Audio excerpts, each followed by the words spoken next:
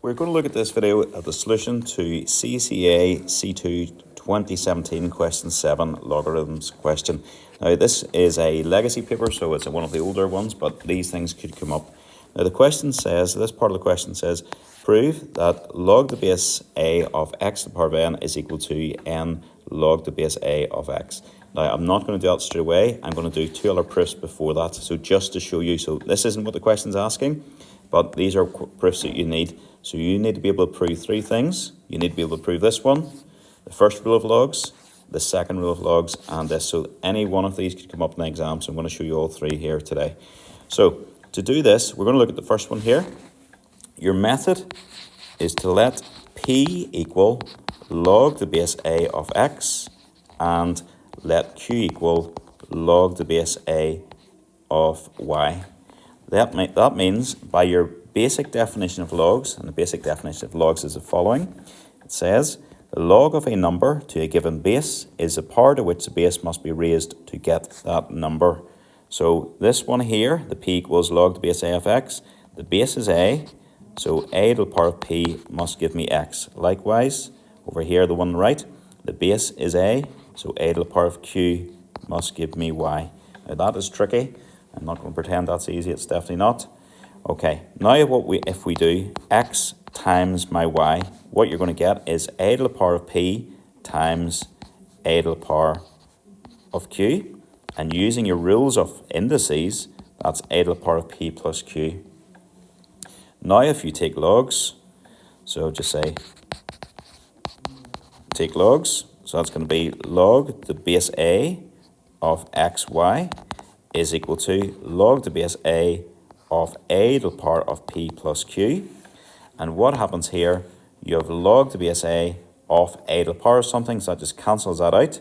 So you just get log the base a of xy is equal to log the base, sorry, you don't get log anything at all. You just get your p plus your q. And remember what we said p and q was. P and q were. P was log the base a of x. Q was log the base a of y. So that's this one up here. I'll cover it in blue here. That's this one here. Proved. We've proved that one. We're now going to look at the second one, and it's a very similar method. So we're going to prove this one here. Log the base a of x minus log the base a of y is equal to log the base a of x over y. So, right, same idea. You've got your p and your q. I'm just going to write those down. I'm just going to say let, again, so we just have a wee bit, it's clear in these notes, just say let p equal log the base a of x and q equal log the base a of y. And then from that, excuse my terrible handwriting, that tells you then a to the power of p is equal to x, and also it tells you a to the power of q is equal to y. Now what we're going to do is x divided by y, and that is the same then as a to the power of p divided by a to the power of q. So I'll just write that on the left hand side as this, because that's the way they had it in the answer. And then that's a to the power of p minus q. Take logs, you're going to have, therefore, take log the base a. Log the base a of x over y is just equal to log the base a of p minus q. And on the right hand side, that cancels out, just giving you p minus q. On the left hand side, on the right hand side then, that is just log the base a of x minus log the base a of y. So there's another one, the second one proved. Right, now eventually I'm getting on to actually answering the question. We have to do this one. So a slightly easier one in many ways. So for this one, we're just going to say let a to the power of p equals x, and then, before that we're going to say let log the base a of x equals p, which tells you then, therefore, a to the power of p is equal to x. And then what we're going to do is a to the power of p to the power of n, which is the same then clearly as x to the power of n. And then we're going to take our logs,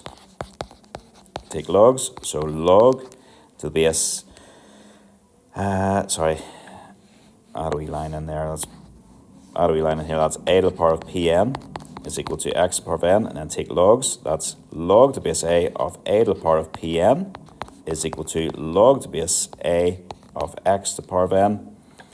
And then the left-hand side, that just cancels out. You'll get pn, or mp as I should have written it, is equal to log to the base a of x to the power of n, which means n, remember what our p was. P was equal to log the base a of x is equal to then log the base a of x to the power of n. So eventually I've got that done. So you can see that was my proof. So if you were just doing that question, you would just be starting with this bit, here, but it was worthwhile to show you all three that you could possibly be asked. So that's covered the whole lot.